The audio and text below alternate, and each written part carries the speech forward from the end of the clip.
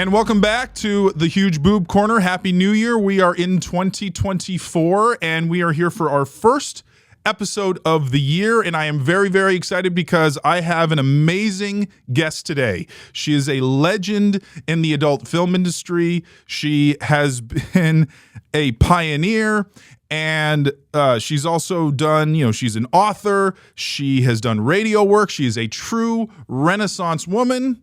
So without further ado, I would like to welcome Christy Canyon to the show. First of all, I'm honored that I'm your first guest of the year. That's very cool. Yeah. And I'm glad to be here. And I really appreciate it. Thank you so much. Of course. So how was your New Year's, by the way?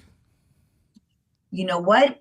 Ginger Lynn and I, my best friend for 39 years since I met her when I got in. She's been in it for 40. We had a really mellow, this year we had a very mellow New Year's Eve. Okay.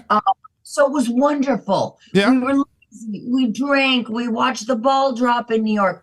This year was our we're kind of exhausted year. Okay. Definitely not one of the more crazy New Year's Eves that we had. But you know what? It's always different, and that's the great thing. You just got to go with it. Yeah. Every year, you can have ones that are a little more active, or you can have ones that are a little more relaxing. And I mean, I'm curious. Do you have a favorite or best New Year's that you can remember? And I assume probably with Ginger. Not just with Ginger, but in the last couple of years, I have been married a few times, dated a lot of people, but in the last couple of years, I think my favorite was when Ginger, yes, it happens to be with Ginger because I'm with her the most these days. Yeah. And it was the year after COVID. So it was the year when the world kind of reopened, that kind of year. And we're in Vegas half the time, LA half the time. And we went to the Green Door. Oh, I've heard of that place. It sounds interesting. It's so much fun. It's a legal sex club. Yeah.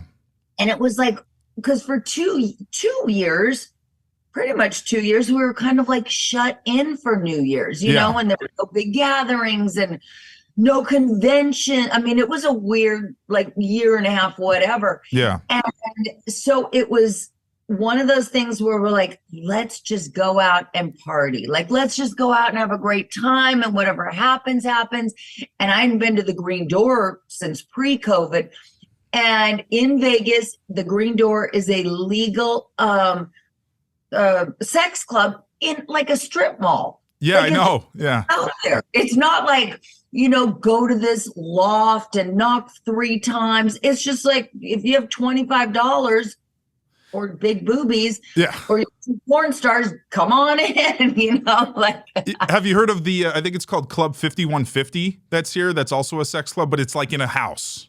And I've heard, but I haven't been. Yeah, but that's what you're talking about, that it's in a house, or there's another one, I think it's called Red Rooster, that's in Henderson. That's another one. It's just amazing how they're legal. But see, to me, Nevada is definitely more open about sex compared to Los Angeles. Yeah. You have the brothels that are legal, which they should have everywhere. People are doing it. Hate to tell the government, but people are, fucking for fun, fucking for money, whatever. Make it legal somehow. Well, you legalize marijuana. Why not legalize, prostitution? Because then you can regulate it. Then you can actually monitor it, and you can make it safe and have for everybody, for the people working it, for the people getting the services. I don't get it. I mean, I've been to the brothels, the Mustang Ranch. I've been there probably about 3 times. When I was on Playboy Radio, we used to do live broadcasts from the Mustang Ranch. We were friends with Lance and Susan. Mm-hmm. How do I remember those names from 50? Don't ask me who the 3rd president was, but I remember the owners, and it was such a well-run brothel. And I'm assuming that they all are. They probably get shut down. I'm sure they're under the microscope. It was amazing, though. It was a very cool place. It was very controlled. It was very safe. It was very legal. It was very by the book. It left a very good impression on me. Yeah, yeah. And you think that California, being as progressive as it is, would actually look at that as something I mean, because obviously there are people that wouldn't like that to be legal, but it's just something that it's always going to be an industry. It's always going to be something that there's going to be a market for. So, and so you can either work against it or you can harness it and utilize it like they've done now with weed. Now they tax weed, so you can get tax money from it, which luckily, because Nevada doesn't have state income tax. So, all of the tourists pay our taxes here. It's so true. Who knows why they do what they do in California, or why they, I don't. We could spend hours trying to figure out, why they govern, the way they do there. But they know. How are we supposed to know? But anyway, that's a rabbit hole. Yeah. So all right. Well, the Green Door and is that a place where, for instance, like people are actually just having sex in the open, or there's like private rooms, or how does that place work? Oh my God, it's 3 levels. And every level has something different. And they don't serve alcohol. Okay. There's a bar in the strip mall right next door. But here's the thing. I like my wine at night, but I don't like to get shit-faced when I'm going to something like that. Well, that seems like a place you want to be as clear-headed as possible. Like all my years on porn sets or stripping on the road, I never drank or did drugs because I always wanted to be lucid. Yeah. And I always wanted to be very aware. And when it's that much fun, why do you not want to remember it? Like remember from on the road like it was yesterday. Yeah. Because that's like, and I'm not saying that I don't get shit-faced drunk. Yeah, no. But there are some times where you're like, I want to remember this. Yeah, and whenever it comes to sex, I want to remember what's going to happen. Sex being on a film or, naked on a stage somewhere, in America and parts of Canada. There's certain things that I just don't want to go, what happened last night, Yeah. And I mean, there were those times in the 80s, even before I was 21, no one cared about IDs back then, where I'd be like chug-a-lugging those Long Island iced teas. I'd pick up with someone go, who the fuck did I bring home? And those were fun times too. Well, and that's something I definitely want to get into because, you're my first guest that saw that was in the industry at that time. So to be able to see how it was back then. And so I'm definitely really, really excited to learn more about it because I think you're one of the few that's still that. I mean, again, I'm sure pretty much everybody else from that time is retired and, or doing other things or maybe no longer with us. So it's like to have that perspective because you're still involved in the adult industry, even if seems like a more, not super active as much, right? Or I don't know how you describe where you're at with your involvement with the adult industry at this point. I actually a month ago shot a scene with Dredd for my OnlyFans. Okay. But it's like I'm at the stage where I could just do whatever I want when I want type of thing. Yeah. It'll obviously never go back to the 80s or 90s or, it's interesting how different it is, but the world's different. And it's not, I was going to say it's not better or worse, which it's not. Yeah. But I like the 80s and the 90s better. Well, I love the big productions. Mm-hmm. I love, the scripts. I love how our fans had a relationship with us, not physically, but maybe emotionally, because you had these 1.5-hour VHS tapes that, maybe the guy that was a little lonely would watch on a Friday night, and you get these cute scripts, you get to know the characters.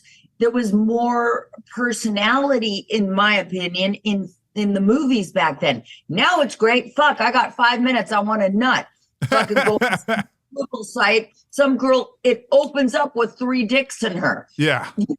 So I don't know. I'm not a guy that's watching. I mean, I'll watch them sometimes, but I don't think that you get that kind of like, oh, I love her personality as much as you did in the 80s and 90s where you had these elaborate scripts. I mean, 25 pages, but there was something to chew on where our little cute personalities shone through other than, Yeah. and neither is better or worse. It's just a whole different era, obviously. Yeah, and that's the thing, because when you look at porn from the 80s and 90s, again, it was all scripted scenes. There was no reality porn. That wasn't Gonzo, I don't think. Or maybe there was, and it was just, but it just seemed like all the companies, all the people that were shooting, they actually had like, there's one movie that I like, and it's from, I think it's like 1990. It's called The Duke of Knockers, and because the cast, huge boobs, stuff like that. It had like Kayla Cleavage in it, and Leanne Lovelace and Nilly Willis. Those were great. We used to call them tankers. Yeah. So, but I remember like they shot in an actual castle in England for the film, because it was about like a lord who's looking for a wife or whatever, and so, but it had a sense of fun to it, because you could see the performers having fun with their characters and with the scenes and getting to play around, and it seemed like it was just a more fun environment to be around than just like, oh hey, we got 10 minutes, let's do a quick shoot and then post it on our OnlyFans right now. and being up there going, my name is Christy Canyon. I'm here by my own accord. Yeah. I want to be here getting, like you have to do disclaimers now. Like, what, but I get it, because it's a different business. It's the same business, but like so many, it's just different now, and. So how did you get started then? Like how did that happen? Because you started in what, 1985? Close, the end of August of 1984. Okay, so all right. Out of high school, such a typical story from the 80s. Living in Hollywood, working 2 jobs, no money. The MG Midget, if anyone remembers those from the 80s, that was always broken down, cute as fuck, that little car, but just a piece of shit. Yeah. And I'm like waiting for a friend to pick me up, like on the corner of Franklin and Orchid, where my building was. And this hot guy pulls over, like total surfer looking dude, and he pulls over in his white Trans Am with the gold eagle on the hood and the T-tops and the sheepskin seats. Man, it was so 80s. Yeah. Oh, hey, pretty lady. It's like a guy from Whitesnake just showed up. But it was a guy in the business, Greg Rome. He was a total like muscle surfer looking guy. Yeah. Blonde hair, deep tan, the $1 million veneer smile, blah, blah, blah. And so I was waiting, in his car for my girlfriend to pick me up. And he's like, oh, you're so pretty. You should get into figure modeling. And I'm like, looking at my feet. Like, I thought it was like body parts, like, the Dove Palmella or what, I didn't. And I was so young and naive. And then he's like, no, like this. And he pulls out like a magazine from the back, and I, Hustler, what the, I've heard of that magazine. Yeah. And he like has the paper clip to his layout with Crystal Breeze, beautiful, exotic dark hair girl from the time. Okay. I'm like, kind of turned on, but he wants me to do this, like, cause and I gave me the agent's card, and I'm like tucking it in my, back pocket of my denim mini skirt and fuchsia pink top and high heels. And, I'm like, oh, I could never do that. And then like a month or 2 later, I'm like getting those like bills in the mail, and you could see through the envelope, the big red stamp, past due. Yeah.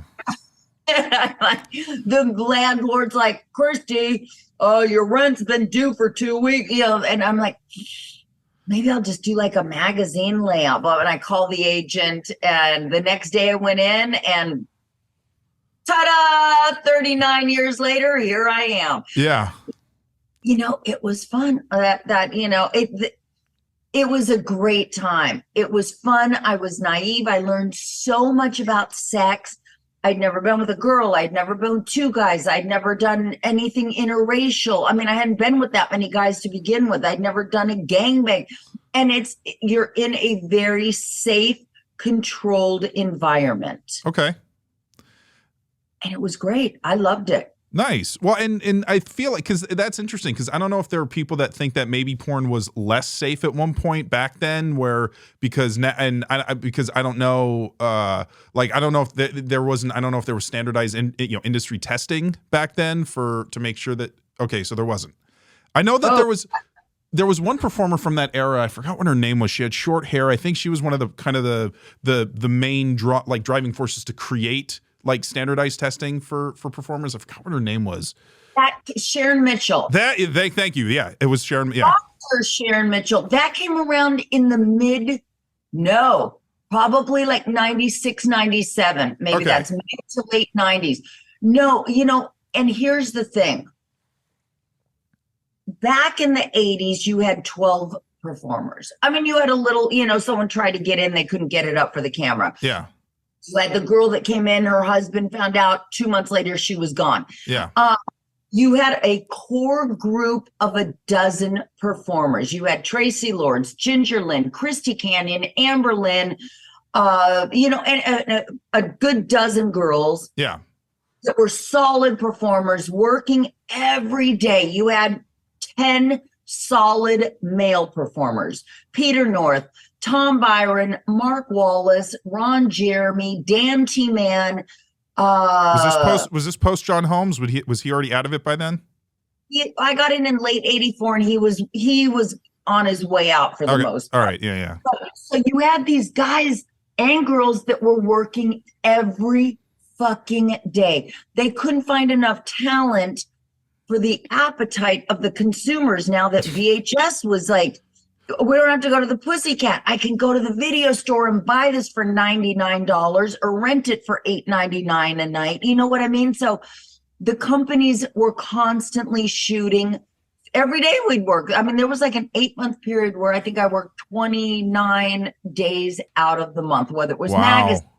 Because magazines were huge too. Jugs, Velvet, Swank. I mean, there were so many.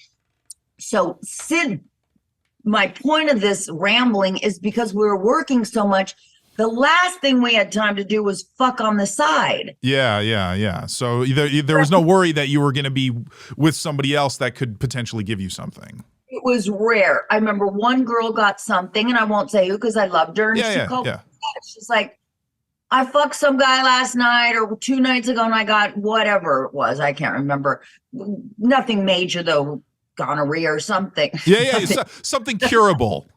Correct. That's a better way to put it. So everyone was very aware of, that. Yeah. And so nothing, thank God, in the 80s ever blew up in our face. Okay. Well, and because if it sounds like if the talent pool was already so small anyway, if it was just maybe 20 or 30 people total, it's a lot easier to deal with that as opposed to thousands or hundreds. I mean, now, and it's hard to imagine there was a time when the industry was that tight knit in that way, where tight knit, and it was great. Like, and these guys, don't forget, it was obviously pre-Viagra or whatever they used. Oh yeah. Socks in the dick, or so they couldn't be fucking around at a club all night because they had one, not 2, but maybe 3 scenes to shoot the next day. I remember, like, I'd do Peter North, and he'd be like, all right, babe, I got to go. I got to haul ass to Canyon Country and shoot a scene for Bruce 7. And that was like, they had, God only knows what was going through their minds to constantly be hard and give a good, solid pop shot. Yeah. So they definitely weren't out there, cruising the bars at night. They had to save that load for, 3 shots the next day. Yeah, the one type of guy that's like, you can't mess around before your job, because that they always say that for athletes to not have sex before like a game or a fight or something, because and I'm just like thinking to myself, I don't know how good you can do if you've got blue balls or something to perform. I feel like that'd be really, really distracting. But yeah. And what's really cool though is too, because you brought it up before, but I feel like, because the 80s was that time when porn transitioned from being in theaters to being home video. So and so that and I feel like that's really what kind of was the first kind of explosion with the industry, because before, men, might feel awkward or embarrassed or whatever to go to a public place and masturbate in a theater and you go to like New York City at wherever, I think it was 42nd Street or wherever. What?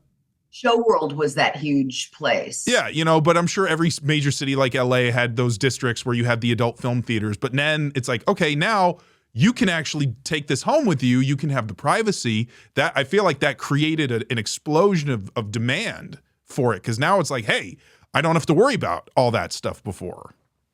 Absolutely. Oh my God, it was a game changer when it went from film to video. So I kind of missed that.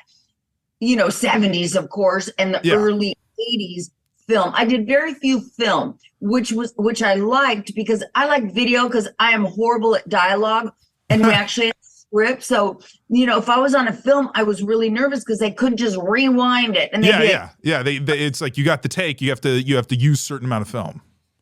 Right. And they'd say, Christy, you got to get your dialogue. We'll cut it. We'll, put Post-its on the guy's head. And I'd be like, gee, you look really hot tonight. Like I was, and then they, so a lot of my film work, which was just a handful, there was never any two shots, because they had to do like single shots so I could read my dialogue off the guy or girl's forehead. Yeah, individual coverage. Yeah. But there's video, they'd be like, Christy messed up again. Rewind the tape. So I always liked it better on video, because I didn't have to be as... You probably weren't as nervous about it. You're like, hey, if I fuck up, then I can just go back and we can do it again. Like, I loved my era, but I would have been great in this Gonzo era. Just stick. I don't know if I could say bad words. Like, just stick dicks in me. Like, chances are I won't get a lot of monetization off of this, but it's okay. My God, it's so funny. And I love it. Like at conventions, the guys are like, oh, you're such a good actress, Christy. And I'm thinking, what are you comparing me to Bart Simpson? Like, I mean, I'm not that good of an actress, but thank you. Well, So I wanted to ask, I don't know if you would know off the top of your head, but what do you think the biggest difference is in the industry from when you started to now? Like, what would you say is, good or bad, whatever? Like, what do you think is the biggest difference that stands out to you? What I loved about my era was there was no social media. Oh, that's huge. There was no one to go, you're ugly. Or to attack you or belittle you or try to be awful. Here's and Ginger and I always say, thank God we're at this age in the game. Because at 18, I was so insecure. I was so unsure of who I was. I would have been one of those girls that took it personally. Now I'm like, whatever. Okay, you don't like me. That's cool. I always feel like if everyone likes you, you're doing something wrong, and you just block. I don't engage. Fuck you. Yeah. It's a waste of time.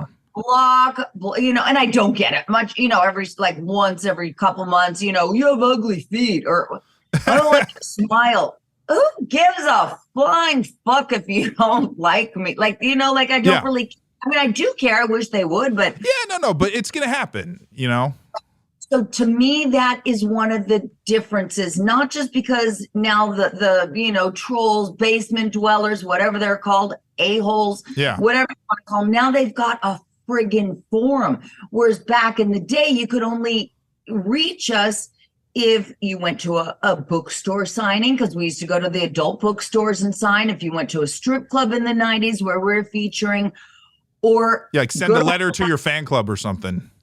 Mail, right? Like I'd get the letters, and they happen to be from the jailbirds. They had the most ornate envelopes. Let me tell you, they had nothing. Really?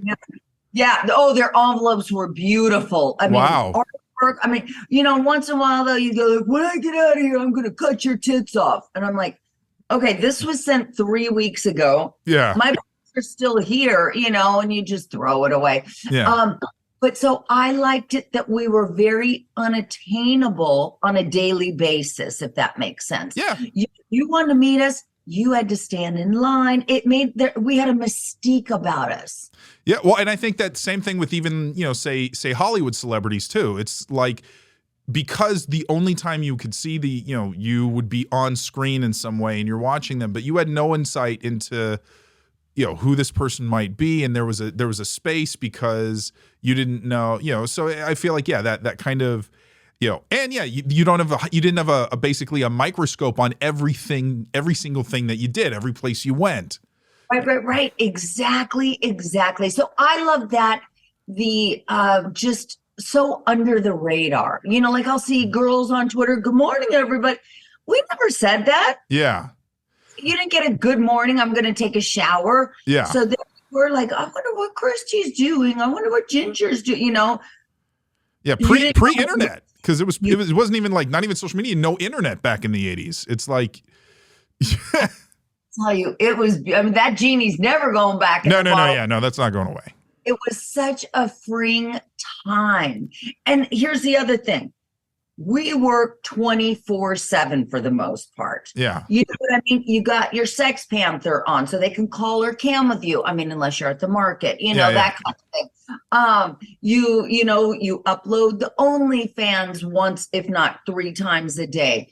This, that, the other, before you do your film. You do your one-day wonder, maybe it was a 3-day shoot, whatever. You came home and you're like, I got 5 days. I'm going to go to Palm Springs. I'm going to, it's a constant job now. Like there's some days where I just turn off my phone and I'm like, the world will still turn on its axis tomorrow if I don't answer my OnlyFans or my social, that kind of thing. Well, isn't it amazing how there was a time, because I mean, obviously I'm a little younger than you, but I still grew up in a time before cell phones pretty much became ubiquitous. Like the only people that had cell phones were like business people or, doctor. Yeah, the bricks phone. So, but the idea that, what? You call somebody, they don't answer. All right, you leave a message and they'll get back to you when they get back to you. And that's it. Right. And you did, like, there's some days where I'll hear ding, broop, bong, bong, 10 different noises on my phone. Okay, that's my, email. That's my Sex Panther. That's my OnlyFans. Like, and you want to just say, shh.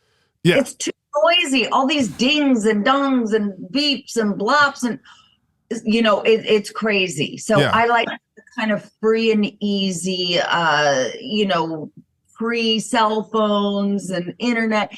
But you got to get with the time. And exactly. Yeah, things change, and because that's the thing is now social media is obviously one of the biggest tools for promoting and marketing, and it's like back when you made movies and when you first started, it just seemed like the movie comes out and then that's it. They're gonna I don't know how it worked. Like if there was any kind of promotion back then, or if it was just they were in the stores and then they were just bought at that point, or did you do any kind of like promotional stuff for it when a movie, or were you just shooting so much you didn't have time to do that? In the 80s, there was very little promotion because you just went to the mom and pop bookstore and you knew to go behind that red curtain. Yeah. And it was self-promoting. You know what I mean? No, there was no promotion to my knowledge in that time. Okay. Well, you do like a bookstore signing. Like I remember I did a bookstore signing with Candy Samples. Oh, I remember her.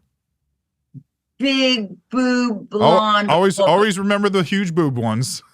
Oh my God. And she was so nice. And I remember doing a bookstore signing and, they could buy a Polaroid with us. They could buy our video, whatever. And she was doing topless Polaroids. And I thought, why is she topless? I didn't get it. Like that was my first book, and then I'm like, made a lot of Polaroid money that day. And then in the 90s, there was different promotion. There was like, if you were going to dance at a club, they advertised in the local newspapers in the sports section. Oh, okay. Interesting. Well, it makes sense, I guess, In the sports section, put flyers on cars. And then sometimes we do radio shows the morning of. But, and then promoting videos, we would go to there was something called General Video. And they were the biggest distribution of porn. Like Vivid would sell General Video, 50,000 copies of a portrait of Christy or whatever the total was, 10,000, whatever. And then General Video would distribute it to all the stores. So we would go to General Video and they'd have a barbecue. And then Vivid would send the Vivid girls. We'd get paid to go out there. And it was like a customer appreciation day for all the stores that bought the videos, if that makes sense. Yeah. Well, so did this predate all like conventions like AVN? Because I don't know exactly when AVN started. I don't know if it was in the 80s or in the 90s. But we have conventions. Okay. There were two when I started in the 80s. VSDA show in Chicago, which stood for Video Software Dealer Association. That was every July or August. And then it wasn't the AVN, it was called the CES show, the Consumer Electronics Show. Yeah, that's actually starting this week here. And the CES, yes, you're right. CES is happening. Yeah, it starts tomorrow here. And we used to be at both shows. And so in the front, you'd walk in and all the Sanyo or whatever the companies were, all their latest technology. And once again, the adult people were behind the curtain, and so it was fun because you'd get these like guys in business suits and you'd see them looking back there and they'd walk up. Oh, what's this? Yeah. Where did I find myself? I just came to Narnia right now. I just went through the wardrobe. I was looking for the bathroom, which were also back there. We'd be signing and you'd hear. Yeah. Well, and I've talked to people from the 90s also or I've seen that and there's some people that I'm hopefully have on the show that were around that time that said the conventions were a lot more fun back then. I don't know if you would agree or if it was just different back then, so a different vibe maybe. Vibe for sure. It was definitely a more wardrobe glamour. Yeah. Girls would wear like full on dresses and gowns. Yeah. Right. Like you never, and I'm not knocking this, you never saw a girl walking around signing in a thong and pasties. Yeah. Yeah. Like we used to go to a place when we were with Vivid in the 90s called like Dress to Thrill. And you would rent these like $10,000-$20,000 dresses, like Bob Mackie, all these designer, for $200 a day or whatever Vivid paid. So you would go like dressed to the nines. People still say that, but like you were really dolled up. It was very glamorous in wardrobe attire. Oh yeah, no, and I've seen pictures because I was I have a lot of classic score magazines, and so but yeah, when they showed pictures of the CES show, you'd see Kayla, you'd see Minka, you'd see them all wearing these beautiful dresses at the show. Right. And so that was just different. And again, I'm not saying it's not amazing, especially for the fans to come in and there's your fucking favorite girl wearing a very little. Yes. Right. And they're like, for the photos, I mean, it's great. It's just that is a huge difference. There was more of a wardrobe glamour to it. Well, and also I'm curious, were fans a little more hands off, like, because sometimes, or was it more like, hey, grab my boobs, or hey, grab my butt, like when you wanted to take pictures, or was it more just a hey, we're just going to pose together, like in a more kind of just in a less touchy way, I guess? Because I've seen, or did it just depend on the person? Depending on the person. I mean, knock on wood, I never had a problem, but no one was going to mess with us at the Vivid booth. They had security, this and that. I thought we just stood next to them.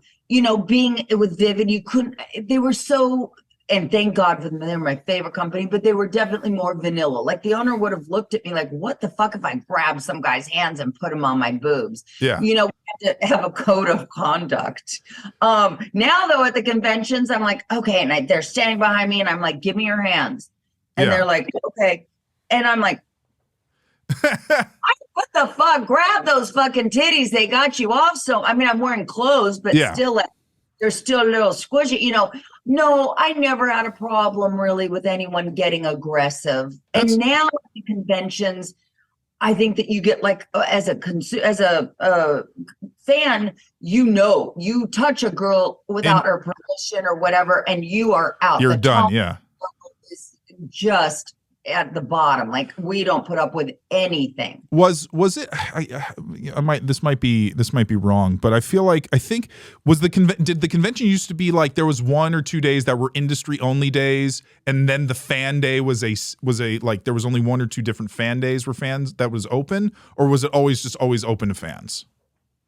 To my knowledge, it was always open to fans. It was a 3-day, like a Friday, Saturday, Sunday, from what I recall. AVN, now it's AVN from CS. I think now it is a 4-day thing. Yeah. Wednesday through Saturday. But it was always Friday, Saturday, Sunday, from what I recall. Mm-hmm. I don't remember it being, if it was like the first day was just for like store owners. They never had us there. You know, maybe they met with the owner of Vivid or the sales team, but it wasn't like, hey, girls, can you just hang out in this hotel room and entertain, the buyers?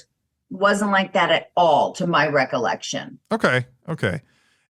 Would you say that because I know that you said that the changes in the industry are what they are. Like, do you think that the industry has changed? I mean, how do you feel? Like, do you think that has changed more for the better, more for the worse, or it's just so different? It's hard to really say if it's better or worse. You know what? I think it's a combination of both. I noticed during COVID, there was a huge shift in the business. Like, I quit in the late 90s. And I was spoon-fed with Vivid. I mean, I was so coddled. I got royalties. Yeah. The end of like the late 90s. And I remember the owner said, Christy, we got to talk about the royalties. I'm like, what about them? And he said, everything's so cheap now, I can't give you $5 a tape. We're selling them for $3 or DVD. Wow. Yeah. He's like, I'll either cash you out for every title, or I will discontinue and burn the footage. Like, he was such an honorable man. He is, I mean, what a great guy. And I said, I'll take the cash out per title. Yeah. Congratulations. You own it. You don't, and so I got cashed out for that. And then I quit. Like, you can't do royalties now. Like, I've heard girls like, oh, we want royalties on what? Oh, Hollywood's have that was the whole thing with the strikes last year, was now actors, because streaming, you can't really get royalties from streaming. Right. And that's what was happening, in that late 90s, early millennium. It was going to streaming. He's like, I don't know how to calculate a royalty, so I've thought about this, and these are your choices. I will go with what, that kind of thing. But then I noticed, then I got on Playboy Radio in 2005. So I quit in the late 90s. I still danced on the road for 2 years. I was done after 12 years dancing. And then I wrote my book, went on Playboy Radio to promote it. And they're like, Julie Ashton's quitting. You're great. Do you want her job? So it was just like leapfrog. I always got into something. And I started interviewing these girls. And that's when I noticed in that 4-year period, the business completely changed. Yeah. Like, girls were coming in. I'd be like, so how many movies have you done? And this one girl's like, movies? Like, she's like, what are you talking about? And I said, you're important. How many movies? She's like, I've never done a movie. I've done 5,000 scenes, but I've never. And I'm like, yeah, okay, because I didn't really keep up in that 4-year period about how that was completely changing, so, and then there was a rough period where like the mid, 2006, 7, 8, where, from what the girls were saying on radio, like, I had a baseball bat in one hole and another in the other. And I'm like, whoa, baseball bat. Like, it got hard. And the average lifespan of a porn star, not that she wasn't living still, but, being a performer was like 6 months, because they would just get burned out. Donkey punches, where like the guy's doing her from behind, and as he's coming, he socks her like in the back of the neck. That's some crazy stuff. I'm like, what happened in those 4 years? The internet. And suddenly it became like insatiable for these circus acts, or the pink eye, where the guy like is like, I'm coming. Oh, and yeah. And I'm like, and that's another thing that you see in a difference. When you watch older films, they feel, I mean, this is going to sound silly, they feel nicer. Like everybody's nice to each other. To me, it was. No one ever was like, I'm gonna, put my fist in your tush. I mean, it was so, it was just different. And then it kind of turned again, and it got a little bit more, tame. Yeah. But I think the game changer was COVID for talent. Yeah. Because now no one can work. Everyone's at home. Let's see what OnlyFans is about. Yeah. And then there's the consumers that were getting their government checks going, I can't go to work, but I just got a check for $1,000. Let me log on to Christy Canyon and see, So like I never got government help for some reason during COVID. I got it through the back door. I got it through the fans checks. And suddenly now we're in this beautiful era where talent is in control of their finances. Everything. Yeah. I love OnlyFans. I think it's the greatest thing since fucking sliced bread to come around for the talent. Because you'd hear these girls would go to the set, and be like, oh, where's my girl that I'm fucking today? Oh, well, we changed it up. Now you're doing a 3-man, anal gangbang. Yeah. And the girl would kind of like, oh, I'm I need the money, or whatever her reasons were for staying, but they did. And you'd hear those stories and you'd be like, why? Unless you wanted to do it, great. But I don't think that, and so I think that now, even though girls shoot for companies still, whether it's Gamma, Adult Time, Braz, or whatever. Yeah. But they get there and there's anything shady, they're like, go fuck yourself. I'm in hair and makeup. I'm going to go shoot some scenes for my OnlyFans, So it gives the talent more power, which I love. Yeah, well, and that that's really important, and it cuts out that need for where you had, I'm sure, because again, you might have had a really great agent or manager, but obviously there were a lot of scumbags that were probably very not good people that would prey on young women telling them all this stuff and doing that stuff. And now you don't have to saying, well, if you don't listen to me, you're not going to make any money. You're not going to do anything. You have to be relying on me. And now it's like, you don't need that anymore. You just sign up and you start posting and you go from there. And I think that it's created a much different environment, especially from the talent perspective. It really has. It really has. And it's, and for people that want more hardcore, like BDSM, not hardcore. Yeah. More like fetish stuff. Yeah, because OnlyFans is kind of like a Vivid where they're way more vanilla. Like a Playboy, They really are and the rules change on a dime. Yeah, they do.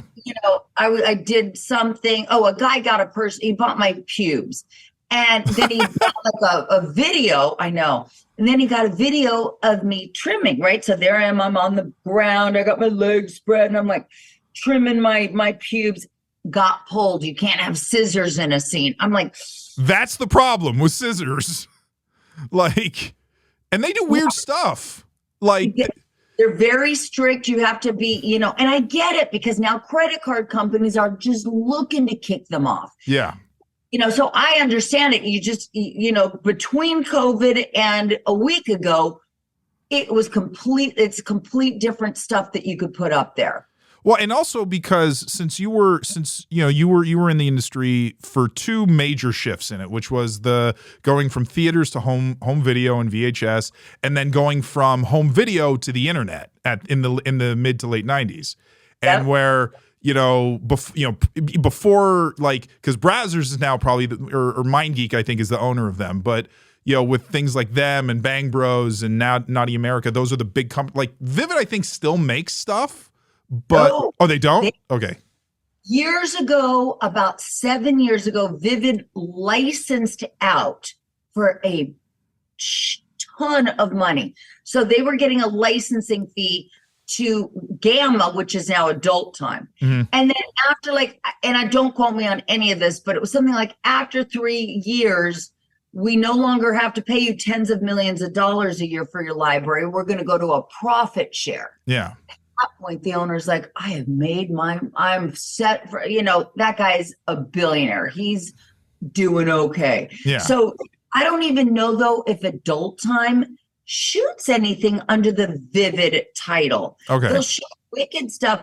I think Vivid is all, 100% but gone. Like I used to in the 90s wear Vivid Girl t-shirts to the gym. that was the company. That was yes. And people be like, we love it. And now like I'll wear one to like the gym and people are like, excuse me, miss, it doesn't even register. Now if I wore one that said Pornhub, they'd be like, oh, Pornhub, it's just weird to see the younger generation doesn't even know what Vivid is. Well, it's such a dinosaur. And I remember because I don't know if it's still there, but I remember when I would pass the Vivid building, I think on the 101 in LA across from Universal Studios.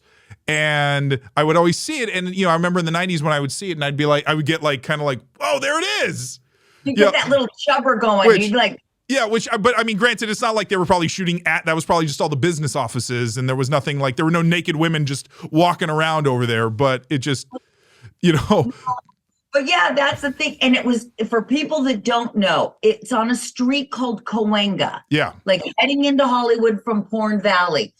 And it was this big building that the owner bought. Mm-hmm. And on the top was Vivid in brightest cobalt blue lettering. And it was their Vivid symbol with the star over the eye or something. Yeah. And it was, and it shined at night. Like it was so big, vivid. I mean, the letters had to be 10, 20 feet each or something. And then they sold out, but we still were doing radio out of that building. Mm-hmm. The radio was still there. And all the floors were now being rented out to mainstream production companies. Oh, interesting. And, and then one day we were in like the back of the building, on one of the floors, third floor, fourth floor, top floor. We used to call it the Penthouse. And apparently people from A&E or whatever, Discovery Channel would record our show outside of our door. Oh, I think it was E, because I remember E Entertainment did some shows sometimes where it would show like from Con or other things, because I remember they had videos following like Jenna Jameson around when she would travel and do stuff, and it just so they were doing their stuff like Wild Sex on the Riviera or something, I think was the show. I don't know who rented out the offices at Vivid, but two girls, rumor was two of the girls that had nothing to do with porn were like, oh, there's a porn radio show on the fourth floor. And they'd take their phones and like put it up to the door, and there'd be either me or Tanya Tate or Annie Cruz, whoever was on, Aiden Starr. Yeah, so I was bent over the desk and I had a garden hose up my ass and I was good. And posted on their social media. And the story was like somebody put it up on their Facebook. Look, listen to what I have to listen to at work every day.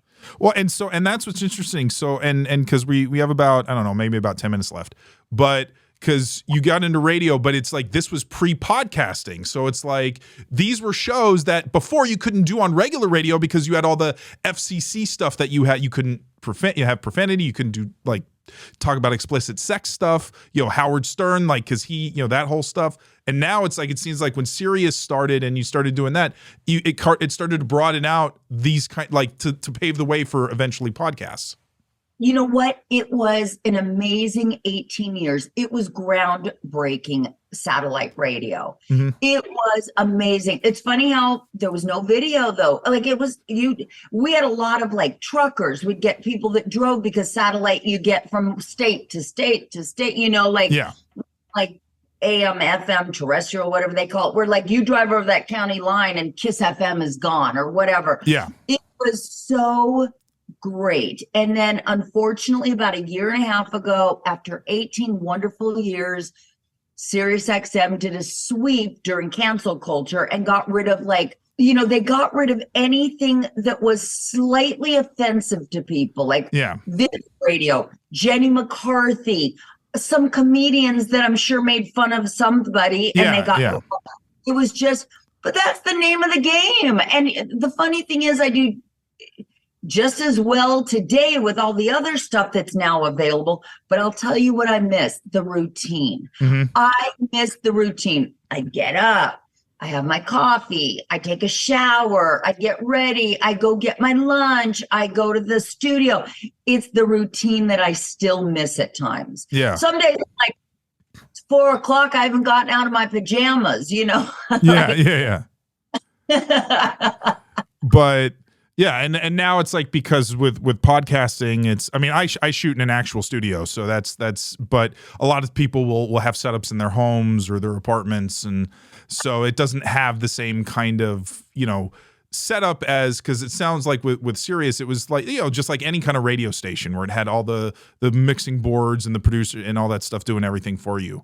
So but yeah, so it's like, so what was it that drew you to, because you said you just kind of, this opportunity came to do radio. Was it something that when you started doing it, that, or did you have like an interest in doing a radio show, or was it more like, oh, you know, let me try this out and see how it goes, and you ended up liking it? I always thought it would be fun, and I always knew that I'd be good at it.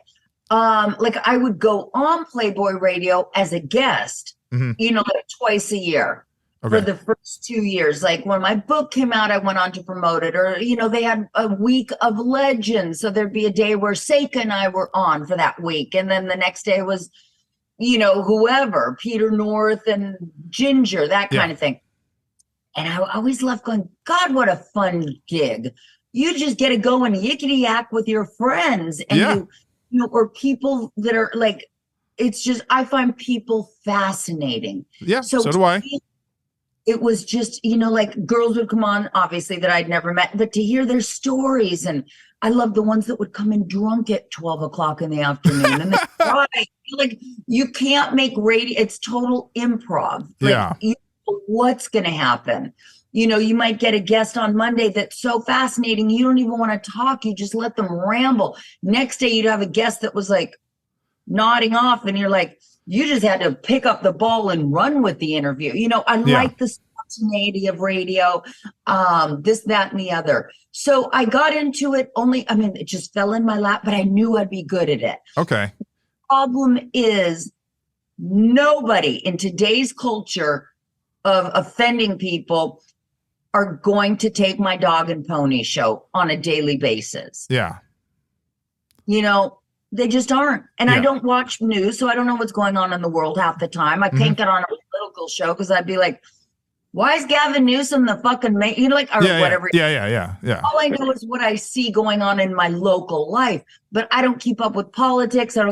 It's all toxic. It's just a waste of my time. Well, and and to me, that's one of the things that I've tried to do with this show is keep it as a very, just, I want to say almost as a cultural palate cleanser. I know that obviously some people might think that what I'm doing is silly or whatever, but, you know, for instance, there are shows out there now that again, I mean, there's so much politics out there. There's so much stuff out there to get you angry. And I'm like, I want to make a show that people just, they have fun with, that they like, that, you know, and if you love huge boobs, that you're going to appreciate every guest because they're all going to have them. Right. You know what? It's so true. That's why I was going to say, Ginger, I'll give him your information. But then I was like, she doesn't have huge boobs. Yeah, I know. And I'd love to talk to her. But unfortunately, the kind of the base requirement, unfortunately, is that. Although I'll say this, say if you were to come back on the show, you know, which I hope you would, because I feel like we could talk about more stuff. But say you were actually be able to be in studio, it could be you and Ginger on that episode, because not every guest has to have, as long as one guest has huge boobs. I make up for both of us. Yeah.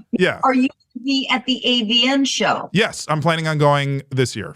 Okay, I will be there at the Inside the Industry booth. Okay. You know what I'll do though? I'll text you my number on the DM that we've been. Sure. Yeah, no, and because I wanted to go this year because I really want to promote the show, and I'm really hoping that also I'm hoping some of the people I've had on the show will be at AVN. That way they can help. Maybe not do official promotion, but at least try to help network, because I really want the show for people to want to be on the show and to be aware of the show. You should do like a remote. Can you bring some kind of remote to interview people? I was thinking about that, but unfortunately, like, I don't have the resources to have like the microphone and to do like in interviews. Maybe because down the line, I would actually, part of me wants to eventually have a booth where I can have an interview set up there and actually do, pull people in for maybe 10, 15-minute interviews and then have them go. Right. But we used to do that for all those years on radio. We used to always go to the AVN convention, and we had our little booth, whether it was Playboy or Vivid, and our producer would go around. Okay, Joanna Angel, and it was like a 4 to 5 minute interview because there are so many people. Yeah. If you want a full interview, come in studio. But it was it was always so much fun. I mean, after 3 hours, your head was spinning though, and like toward the end. Like Joanna, oh wait, Joanna Angel who is that? I'd start forgetting who I was interviewing, because it's just like a rotating door every 4 to 5 minutes. Exactly, yeah. And so, and eventually one of my goals would be obviously to do, maybe not go to every convention because, it might just get a little repetitive, but say maybe do AVN, and then I know there's a huge one in Berlin, I think that a lot of people go to, and that I could, because there's a lot of people in Europe, especially like in the UK, that I'd love to have on the show, but obviously it's a little harder to get them in studio. Definitely. But like, for instance, I was thinking about maybe, getting a few tank tops or t-shirts made so that I can, maybe hand them out if people want it, or having business cards, stuff like that. So, you absolutely should. Now, when is this going to air? So this, I'm planning on, I think I'm going to post this next week. Perfect. So it'll be the week before AVN. Okay. So with that being said, I will be signing next week. This is how old school I am. I still have a calendar. Nice. Next week, I'm going to be signing at the X3 convention in Hollywood at the Palladium. Yep, that's it. Yeah. I'm going to be doing that on the 19th and 20th of this month, January. Mm-hmm. And then the week after, and I'll be with Ginger. And then, of course, we're going to go to Vegas and sign the 24th through the 27th at the AVN convention. Awesome. So come on down and say that you saw me on the big... the huge boob corner. I keep saying big. Yeah, that's a huge boob. Yeah, no, it's okay. Huge. Mine are big. Now they're kind of like, there are huge girls like the tankers. Mine are considered really big now. Well, I was going to say, because when I saw, pictures of you from the 80s when you started, they were not as big as they are now. So, they didn't look as big now. You know what? All I have to say, and I don't know why, because I haven't changed much. To me, it's got to be a hormonal thing. Because people are like, oh, Christy had her boob. I was like a 36D. Yeah. Now I'm like a 36 double D. Like they're a size bigger. It's got to just be a hormonal thing because nothing else is bigger on me. You know what I mean? Like, well, and I was going to say, unfortunately, we're getting to be out of time, and I mean, unfortunately we didn't get to the boobs, so you got to come back because we got to talk about your boobs a little more next time. But they deserve a show all on their own. Well, and that's the thing, and so like if the next time it is you and Ginger in the show, because then we can definitely get into your friendship and how you've been together for been friends for so long and all that stuff. So but yeah, like, because normally I try to finish the show with talking about boobs, but we only have maybe a minute or two left. So but again, this whole conversation to me was just because I had other things, like I wanted to talk to you about writing your autobiography, but we can save that for the next time you come on. Not going anywhere. Perfect. Because you're one of the few, because I know like Lisa Ann has written a couple of stuff about her career. I read her books; they're fantastic. Yeah, I definitely like. I really want to have her on the show, and I've reached out to her to be on the show, but obviously she's insanely busy and she does her thing. But yeah, eventually when if she does come on the show, I want to read both of her books before she comes on. But then also like Jenna Jameson's book, How to Make Love Like a Porn Star, that came out, which was a huge. I think that came out in like 2005 or 2004. Huge. New York Best Times. She definitely made a mark on this business. And that's something she's definitely somebody I'd love to have on the show too, because she was arguably probably the biggest star of the night. She was like the Michael Jordan of porn in the 90s. It seemed like late 90s, early millennium. Yeah. She came around in that like 95, 96. Wicked. I worked with her on a Vivid film, Where the Boys Aren't, #7. She was an unknown. And then a year later, she went with Wig. I'm not sure of the timeline. By the end of the 90s, she exploded. Oh my God. She had a good solid 6 years of just being the it girl. I feel like I don't think porn had ever had a star as big as she was at that time. Either. I really don't. I have to give credit where credit is due. And when I first started on Playboy Radio, I'd say, oh, what made you get in the business? 9 out of 10 times, I want to be the next Jenna Jameson. Yep, there you go. Yep, the next. I want to be like Jenna. Good luck. That's never going to happen, but good luck with, trying to get that. But no, she was fantastic. I don't know what she's doing now. I don't really hear her what she's doing. I know she got married. She got married recently to a woman, and I think they live out, actually, I think they live in Vegas, but I'm not 100% sure. But anyway, though, Christy, I loved having you here. You were an amazing guest. I don't think I could have started out this year with a better person for the show. And again, thank you so much. And I'm looking forward to meeting you in a couple weeks when you're here, like actually meeting you in person. Right. It's inside the industry, so you better come by. I will. I definitely will, and I definitely want to have you back on the show. And next time, I'm hoping that we can make it so that you're in studio next time.